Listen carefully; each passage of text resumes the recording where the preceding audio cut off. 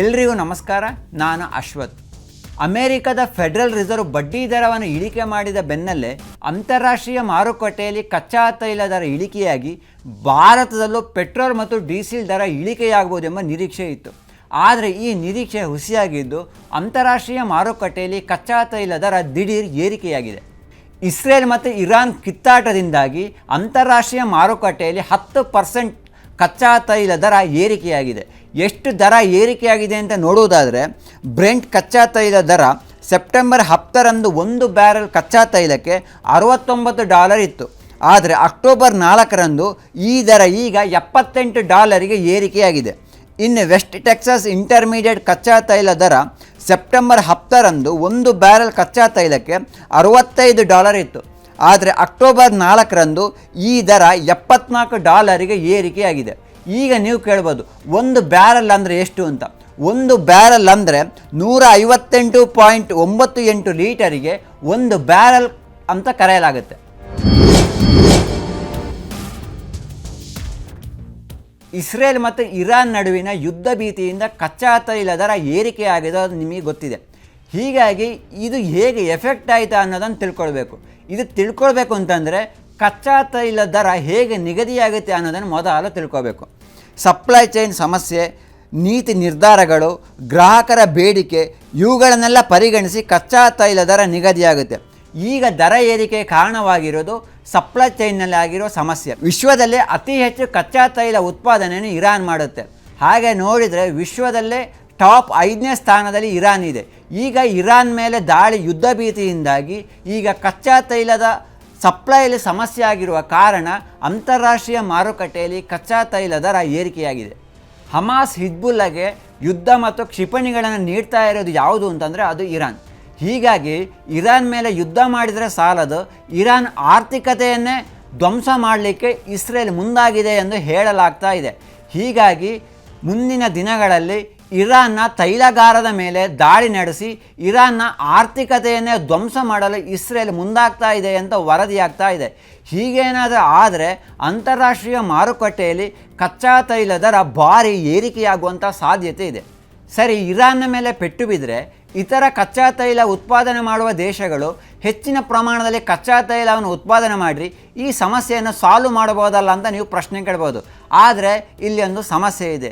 ಯಾಕೆ ಅಂತ ಅಂದರೆ, ಇಡೀ ವಿಶ್ವದಲ್ಲಿ ಅತಿ ಹೆಚ್ಚು ಕಚ್ಚಾ ತೈಲ ಉತ್ಪಾದನೆಯನ್ನು ಯಾವುದು ಮಾಡುತ್ತೆ ಅಂದರೆ ಅದು ಒಪೆಕ್ ಸಂಘಟನೆಗಳು. 1960ರಲ್ಲಿ ಅತಿ ಹೆಚ್ಚು ತೈಲ ಉತ್ಪಾದನೆ ಮಾಡುವ Venezuela, Iraq, Iran, Kuwait, Saudi Arabia ಸೇರಿ organisation of the petroleum exporting countries ಅಥವಾ ಒಪೆಕ್ ಸಂಘಟನೆಯನ್ನು ಸ್ಥಾಪಿಸಿದ್ವಿ.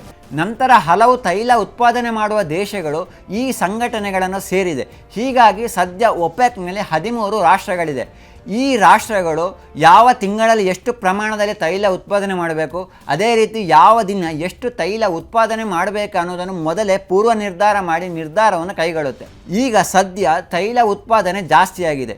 ಹೀಗಾಗಿ ಆಲ್ರೆಡಿ ತೈಲ ಉತ್ಪಾದನೆಯನ್ನು ಕಡಿತ ಮಾಡಲು ಈ ಸಂಘಟನೆಗಳ ಮುಂದಾಗಿದೆ. ಈ ನಡುವೆ ಇರಾನ್ನ ಮೇಲೆ ದಾಳಿ ನಡೆದಿಂದ ಇರಾನ್ನ ಉತ್ಪಾದನೆ ಕಡಿಮೆಯಾದರೂ ಈ ದೇಶಗಳು ತೈಲ ಉತ್ಪಾದನೆ ಹೆಚ್ಚು ಮಾಡುತ್ತೆ ಅನ್ನುವಂಥದ್ದು ಅನುಮಾನ. ಯಾಕೆಂತಂದರೆ ಆಲ್ರೆಡಿ ತೈಲ ಉತ್ಪಾದನೆ ಜಾಸ್ತಿ ಆಗಿದೆ, ಬೇಡಿಕೆ ಕಡಿಮೆ ಇದೆ. ಹೀಗಾಗಿ ಅಂತಾರಾಷ್ಟ್ರೀಯ ಮಾರುಕಟ್ಟೆಯಲ್ಲಿ ಕಚ್ಚಾ ತೈಲ ದರ ಇಳಿಕೆಯಾಗಿದೆ. ಆದ್ದರಿಂದ ಇರಾನ್ನಲ್ಲೇ ಸಮಸ್ಯೆಯಾದರೂ ಈ ರಾಷ್ಟ್ರಗಳು ತೈಲ ಉತ್ಪಾದನೆಯನ್ನು ಜಾಸ್ತಿ ಮಾಡದೇ ಇದ್ದರೆ ಅಂತಾರಾಷ್ಟ್ರೀಯ ಮಾರುಕಟ್ಟೆಯಲ್ಲಿ ಕಚ್ಚಾ ತೈಲ ದರ ಭಾರಿ ಏರಿಕೆಯಾಗುವ ಸಾಧ್ಯತೆ ಇದೆ.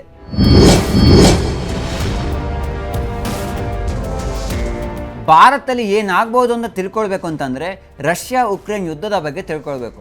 ರಷ್ಯಾ ಉಕ್ರೇನ್ ಯುದ್ಧಕ್ಕೂ ಮೊದಲು ಭಾರತಕ್ಕೆ ರಷ್ಯಾದಿಂದ ತೈಲ ಬರ್ತಾ ಇತ್ತು. ಅದು ಎಷ್ಟು ಅಂತಂದರೆ 2% ಮಾತ್ರ. ಆದರೆ ಯುದ್ಧದ ನಂತರ ಭಾರಿ ಪ್ರಮಾಣದಲ್ಲಿ ರಷ್ಯಾದಿಂದ ಕಚ್ಚಾ ತೈಲ ಭಾರತಕ್ಕೆ ಬರ್ತಾ ಇದೆ. ಈ ಕಚ್ಚಾ ತೈಲಕ್ಕೆ ಅಮೇರಿಕ ಮತ್ತು ಪಾಶ್ಚಿಮಾತ್ಯ ದೇಶಗಳು ನಿರ್ಬಂಧ ವಿಧಿಸಿದರೂ ಭಾರತ ಈಗ ರಷ್ಯಾದಿಂದ ಭಾರಿ ಪ್ರಮಾಣದಲ್ಲಿ ಕಚ್ಚಾ ತೈಲವನ್ನು ಖರೀದಿ ಮಾಡ್ತಾ ಇದೆ.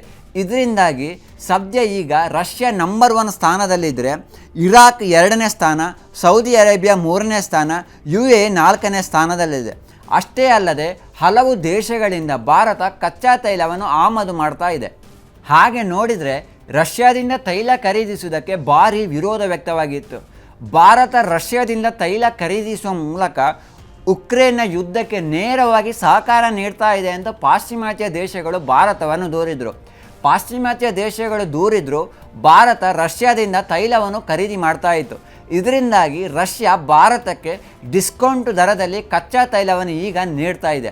ಇದರಿಂದ ಎಷ್ಟು ಲಾಭ ಆಯಿತು ಅಂತ ನೋಡೋದಾದರೆ, ಭಾರತದ ರಿಫೈನರಿಗಳು ಏಪ್ರಿಲ್ 2022ರಿಂದ ಜೂನ್ 24ರವರೆಗೆ $8 ಬಿಲಿಯನ್ ಉಳಿತಾಯವಾಗಿದೆ ಎಂದು ವರದಿಯಾಗಿದೆ. ಹೀಗಾಗಿ ಅಂತಾರಾಷ್ಟ್ರೀಯ ಮಟ್ಟದಲ್ಲಿ ಕಚ್ಚಾ ತೈಲ ದರ ಏರಿಕೆಯಾದರೂ ಭಾರತಕ್ಕೆ ಯಾವುದೇ ಸಮಸ್ಯೆ ಆಗಲಾರದು ಎಂಬ ವಿಶ್ಲೇಷಣೆ ಈಗ ಕೇಳಿಬಂದಿದೆ. ಇಲ್ಲೊಂದು ಸಮಸ್ಯೆ ಇದೆ. ಯಮನ್ನಲ್ಲಿರುವ ಹೌತಿ ಬಂಡುಕೋರರ ಮೇಲೆ ಇಸ್ರೇಲ್ ಮತ್ತು ಅಮೆರಿಕ ಏರ್ ಸ್ಟ್ರೈಕ್ ಮಾಡಿದೆ. ಹೀಗಾಗಿ ಕೆಂಪು ಸಮುದ್ರದಿಂದ ಬರುವ ಹಡಗುಗಳ ಮೇಲೆ ಹೌತಿ ಬಂಡುಕೋರರ ದಾಳಿ ಮಾಡಿದರೆ ಭಾರತಕ್ಕೆ ಸಮಸ್ಯೆ ಆಗುವಂಥ ಸಾಧ್ಯತೆ ಇದೆ. ಯಾಕೆ ಸಮಸ್ಯೆ ಅಂತಂದರೆ, ಕೆಂಪು ಸಮುದ್ರದ ಮೂಲಕ ವಸ್ತುಗಳು ಭಾರತಕ್ಕೆ ಬಂದರೆ ಟ್ರಾನ್ಸ್ಪೋರ್ಟ್ ಕಾಸ್ಟು ಕಡಿಮೆ ಆಗುತ್ತೆ. ಆದರೆ ಇಲ್ಲಿ ದಾಳಿ ನಡೆಸಿದರೆ ಆಫ್ರಿಕಾ ಖಂಡವನ್ನು ಸುತ್ತಿ ಹಾಕಿ ಭಾರತಕ್ಕೆ ಹಡಗುಗಳು ಬರಬೇಕಾಗುತ್ತೆ. ಇದರಿಂದಾಗಿ ಟ್ರಾನ್ಸ್ಪೋರ್ಟ್ ಕಾಸ್ಟ್ ಜಾಸ್ತಿ ಆದರೆ ಭಾರತದಲ್ಲೂ ಆಮದು ಮಾಡುವ ವಸ್ತುಗಳ ಬೆಲೆ ಏರಿಕೆಯಾಗುವ ಸಾಧ್ಯತೆ ಇದೆ.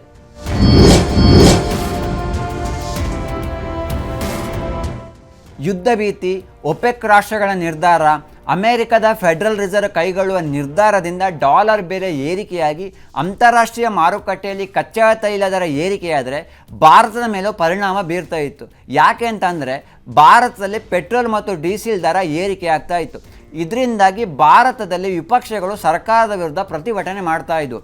ಈ ಸಮಸ್ಯೆ ಬರಬಾರ್ದು ಎನ್ನುವ ಕಾರಣಕ್ಕಾಗಿ ಭಾರತ ಸರ್ಕಾರ ಈಗ ಅಂದರೆ ಆಯಿಲ್ ಕಂಪನಿಗಳು ಪೆಟ್ರೋಲ್ ದರವನ್ನು ನಿಗದಿ ಮಾಡಿವೆ. ಹೀಗಿದ್ದರೂ ಕೆಲವೊಮ್ಮೆ ಅಂತಾರಾಷ್ಟ್ರೀಯ ಮಾರುಕಟ್ಟೆಯಲ್ಲಿ ಏರಿಳಿತಗಳು ನಡೆದಾಗ ಅಬಕಾರಿ ಸುಂಕವನ್ನು ಇಳಿಕೆ ಮಾಡಿ ಪೆಟ್ರೋಲ್ ದರವನ್ನು ಯಥಾಸ್ಥಿತಿಯಲ್ಲಿ ಇರುವಂತೆ ನೋಡಿಕೊಳ್ತಾ ಇದೆ. ಹೀಗಾಗಿ ಸದ್ಯ ಈಗ ಭಾರತದಲ್ಲಿ ಪೆಟ್ರೋಲ್ ಮತ್ತು ಡೀಸೆಲ್ ದರ ಪರಿಷ್ಕರಣೆ ಆಗ್ತಾ ಇಲ್ಲ. ಪ್ರಸ್ತುತ ಬೆಂಗಳೂರಿನಲ್ಲಿ ಪ್ರತಿ ಲೀಟರ್ ಪೆಟ್ರೋಲಿಗೆ $102.86 ಇದ್ದರೆ ಡೀಸೆಲಿಗೆ $88.94 ಇದೆ. ಈ ಹಿಂದೆ ಸರ್ಕಾರಿ ಸ್ವಾಮ್ಯದ ತೈಲ ಕಂಪನಿಗಳು ಮಾರ್ಚ್ 14ರಂದು ಪ್ರತಿ ಲೀಟರ್ ಪೆಟ್ರೋಲ್ ಮತ್ತು ಡೀಸೆಲ್ ಮೇಲೆ $2 ಅಬಕಾರಿ ಸುಂಕವನ್ನು ಕಡಿತ ಮಾಡಿದವು. ಆ ನಂತರ ಇಲ್ಲಿಯವರೆಗೂ ಪೆಟ್ರೋಲ್ ಮತ್ತು ಡೀಸೆಲ್ ದರ ಪರಿಷ್ಕರಣೆ ಆಗಿಲ್ಲ. ಮುಂದೆ ನಡೆಯಲಿರುವ ಚುನಾವಣೆ ಹಿನ್ನೆಲೆಯಲ್ಲಿ ಅಂತಾರಾಷ್ಟ್ರೀಯ ಮಾರುಕಟ್ಟೆಯಲ್ಲಿ ಕಚ್ಚಾ ತೈಲ ದರ ಇಳಿಕೆಯಾಗಿರೋದ್ರಿಂದ ಭಾರತದಲ್ಲೂ ಪೆಟ್ರೋಲ್ ಮತ್ತು ಡೀಸೆಲ್ ದರ ಇಳಿಕೆಯಾಗಬಹುದು ಎಂಬ ನಿರೀಕ್ಷೆ ಇತ್ತು. ಆದರೆ ಇಸ್ರೇಲ್ ಮತ್ತು ಇರಾನ್ ನಡುವೆ ಯುದ್ಧ ಭೀತಿಯಿಂದಾಗಿ ಕಚ್ಚಾ ತೈಲ ದರ ಏರಿಕೆಯಾಗಿರುವುದರಿಂದ ಭಾರತದಲ್ಲಿ ಸದ್ಯ ಪೆಟ್ರೋಲ್ ಮತ್ತು ಡೀಸೆಲ್ ದರ ಇಳಿಕೆಯಾಗುವುದು ಅನುಮಾನ. ಧನ್ಯವಾದಗಳು.